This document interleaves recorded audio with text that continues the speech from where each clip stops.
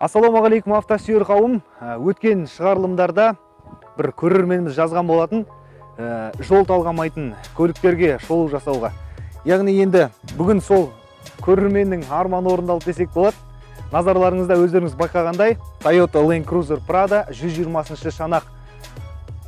Бұл көлік несімен ерекше басқалардан қарағанда? Джиптердің төресі деп айта аламыз ба?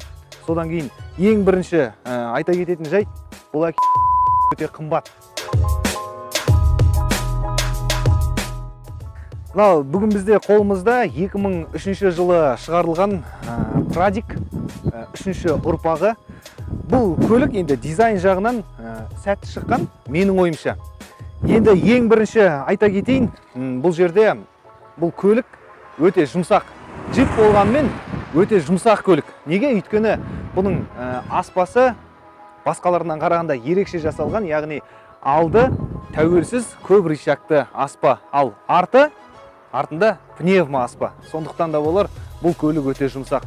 Басқа жағынан трансмиссиясында айтатын ештеңе жоқ. Өйткені бұл Toyota болғаннан кейін бұл нағыз қазақтарға арналған көлік, сондықтан бұның аспасын үйде өзің-ақ ауыстыра берсең болады.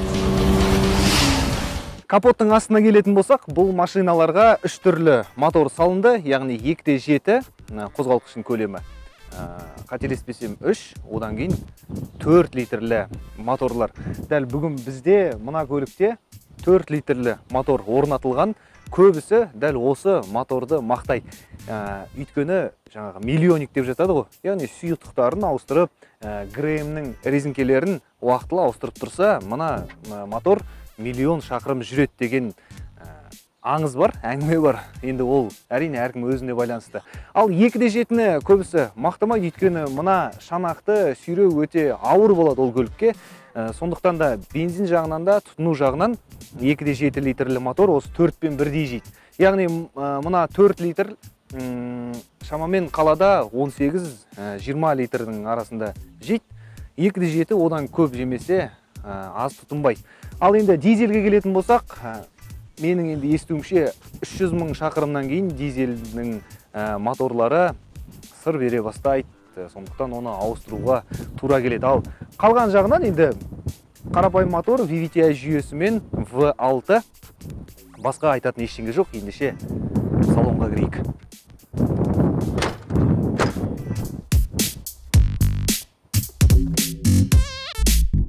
Енді салонына келетін болсақ, енді шынымен де өте биік, таза джип деп айтсақ та болады.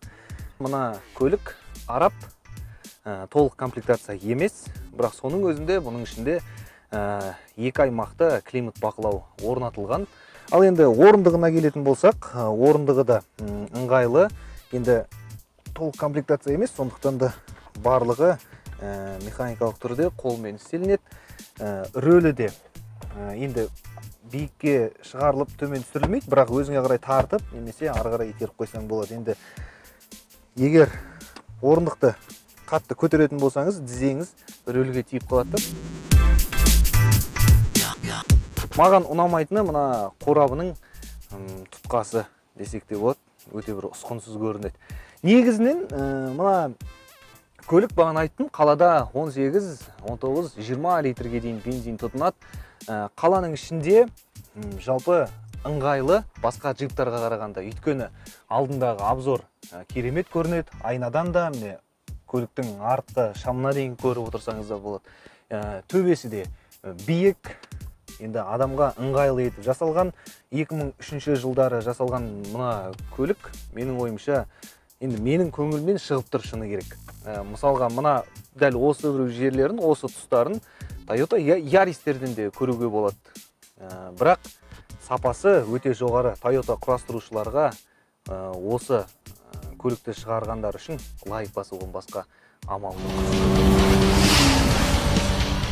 Салонның артына келетін болсақ, енді нақтырақ айтқанда бұл арт емес, бұл ортасы, өйткені кейбір Pradоларда 3-ші қатарға да 2 адам отыратындай қылып орындық жасақ қойған, яғни жүк салғышының орнына 2 адам отырса болады. Енді ол туралы кішкене кейінірек.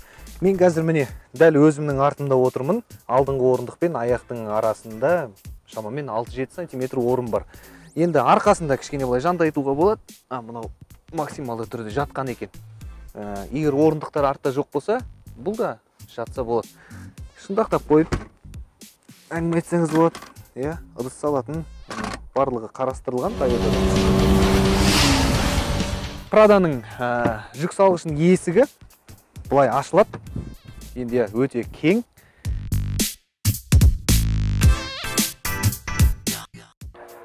Жүк салғышының жалпы енді өзіне келетін болсақ, әрине мына 2 орындық жоқ болса, кең, көп зат сият. Алайда енді мына көлікте осы тағы қосымша 2 орындық қарастырылған екен. Бұны түсіріп те көрейік. Жалпы жүк салғышына қанша орын қалады екен? Мына орындықтар бұлай түседі. Бар орындығының арқасы, жантайғаны осы. Егер мына 2 орындықты да осылай қоятын болсаңыздар, жүк салғышқа мынандай орын қалады. Енді бұл енді білмеймін, өте кішкентай секілді. Артына отырып көрейік, мына 3-ші орынға. Так, артқы жағына бұлай жиналады. Мына жерде сатылары бар.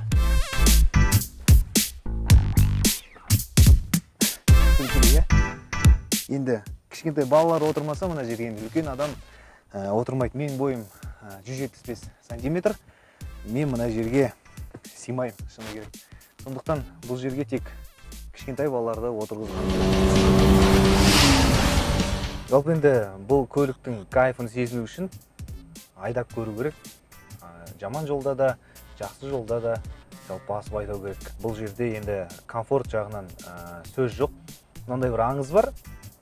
Басқа көлік құрастырушы компаниялар осындай жол талғамайтын көлікті шығарған кезде Toyota'ның джиптеріне ұқсастырып, сапасын, жүрісін, яғни осы Toyota'ның джиптеріне ұқсастырып шығарады екенді. Яғни бұл не деген сөз? Бұл Toyota тұтынушыларға арнап көлікті жасайды деген сөздің бір дәлелі. Тағы бір қоса кететін жайт, біз қазір өте жаман жолға түстік. Машина өз-өзін жұмсақ ұстап келеді. Содан кейін дыбыс изоляциясы да мына көлікте жақсы. Toyota'да бұндай бірінші көріп тұрмын өз басым. Және мотордың дауысы да салонға онша қатты естілмейді. Яғни комфортты, таза джип айдағандай сезінесің өзіңізді. Хабар соңында түйін, мына көлік қаланың кептелісінде де, таулы аймақтарда да, ұзақ жолдарда да өзін жақсы ұстайтын көлік. Өйткені біріншіден жұмсақ, екіншіден моторы 4 литрлі, сондықтан да қиналмайды мына шанаққа. Содан кейін 2003 жылғы болса да, мынаның темірі шірімейді. Енді ұзақ уақыт шірімейді. Бұл да Toyota құрастырушыларының бір плюс жағы десек те болады. Сондықтан да енді ең бір минус жері бұл көліктің бағасы қымбат. Яғни менің есептеуім бойынша 5 миллион 800 мың теңгеден жоғары кетеді. Сондықтан да енді таңдау әрине өздеріңізде ғой енді. Менің ойымша ақшаны жинап осындай бір жақсы көлік алған дұрыс. Содан кейін біраз уақыт тепкен абзал. Енді таңдау өздеріңізде. Сондықтан біздің арнаға жазылыңыздар, пікір қалдырыңыздар, бас бармақпен бағаларыңызды беріңіздер, үмітлеріңізді аямаңыздар. Келесі кездескенше.